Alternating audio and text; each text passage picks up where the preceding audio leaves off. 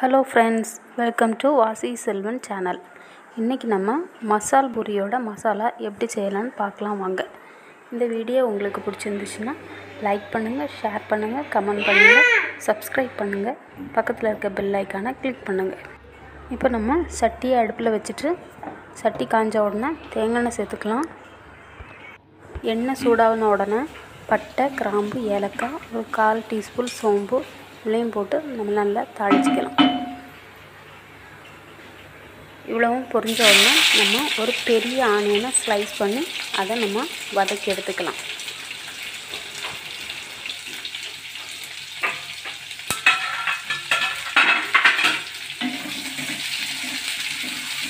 இப்போ ஆனியன் வதங்குறதுக்காக கொஞ்சோண்டு கல்லுப்பு சேர்த்து வதக்கிக்கலாம். ஆனியன் வதங்கினதுக்கப்புறம் ஒரு துண்டு இஞ்சி, ஒரு 4-5 பல் பூண்டு போட்டு அது கூட வதக்கி எடுத்துக்கலாம். எல்லாம் நம்ம மிக்சியில் அரைச்சி தான் எடுக்க போகிறோம். அதனால் பேஸ்ட் பண்ணாமல் முழுசாகவே நம்ம எல்லாம் சேர்த்து வதக்கிக்கலாம்.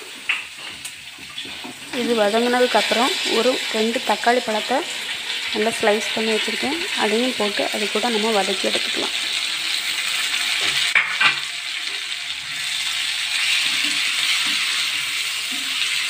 இப்போ நம்ம தக்காளி வதங்குறதுக்காக கொஞ்சோண்டு கல்லுப்பு சேர்த்துக்கலாம்.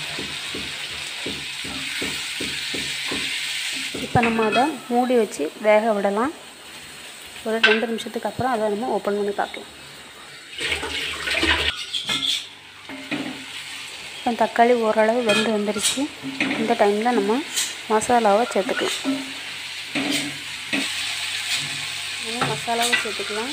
1/4 டீஸ்பூன் மிளகாய்த்தூள், 1 டீஸ்பூன் மல்லித்தூள், ஒரு பிஞ்சளவு மஞ்சள் தூள், 1 டீஸ்பூன் கரம் மசாலா இவ்வளவும் சேர்த்து நம்ம நல்லா வதக்கி எடுத்துக்கலாம்.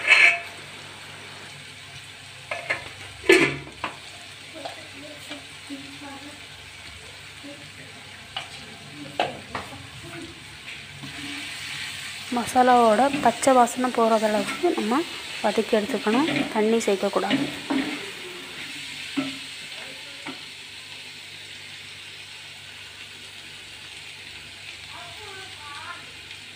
மசாலாவோட பச்சை வாசனை போயிடுச்சு. இந்த டைமில் கொஞ்சோண்டு மல்லிக்கீரையும் புதினாவும் நம்ம சேர்த்து மிக்ஸ் பண்ணிக்கலாம். இப்போ நமக்கு இந்த மசாலா ரெடி ஆகிடுச்சு. இது நம்ம அடுப்பை ஆஃப் பண்ணி ஆற வச்சு மிக்சியில் அரைச்சி நம்ம எடுத்துக்கலாம்.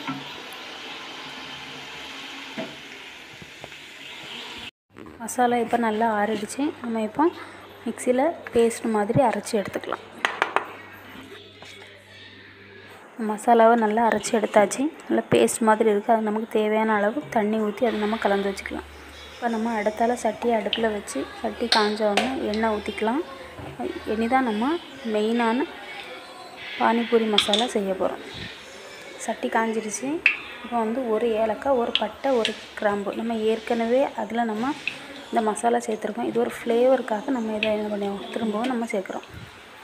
கிராம்பு, ஏலக்காய் 3 பொரிஞ்ச உடனே நம்ம அரைச்சி வச்ச மசாலாவில் கொஞ்சம் தண்ணி கலந்து அதை நம்ம இப்போ கொதிக்க விடுவோம்.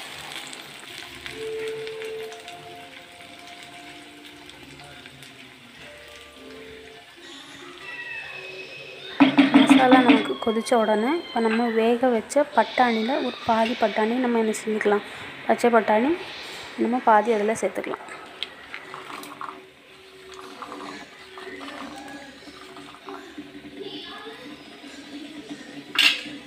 இப்போ நம்ம அதை நல்லா கலந்து விட்டுக்கலாம். எடுத்து வச்ச மீதி பட்டாணியை நம்ம மிக்சியில் கொஞ்சம் கொரகொரப்பாக அரைச்சி எடுத்துக்கலாம். இப்போ பட்டாணியை நல்லா அரைச்சி எடுத்தாச்சு. அரைச்சி எடுத்த பட்டாணியை நம்ம அடுப்பில் கொதிச்சிட்ருக்க அந்த மசாலா கூட நம்ம மிக்ஸ் பண்ணி விட்டுக்கலாம்.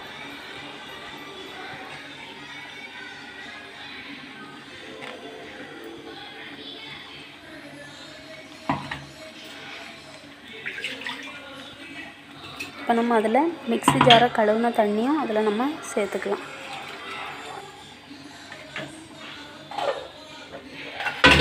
தண்ணியை சேர்த்ததுக்கப்புறம் அதை நல்லா நம்ம கலந்து விட்டு கொஞ்ச நேரம் கொதிக்க விடணும்.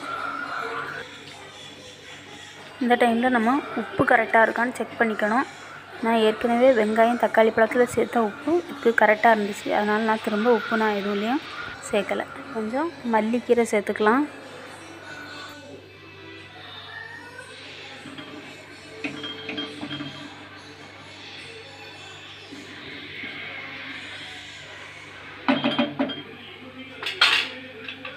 இப்போ நம்ம மசாலாவை கொஞ்சம் மூடி போட்டு நல்லா வேக விடுவோம்.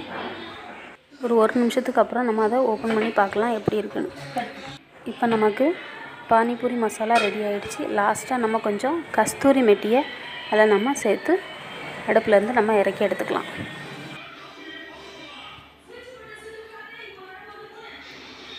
இப்போ நம்ம இதை நல்லா கலந்து விட்டு வேறு பிளேட்டுக்கு நம்ம மாற்றி எடுத்துக்கலாம். நம்ம பிளேட்டுக்கு மாற்றியாச்சு. எப்படி இருக்குன்னு பாருங்கள். தேங்க்யூ ஃபார் வாட்சிங்.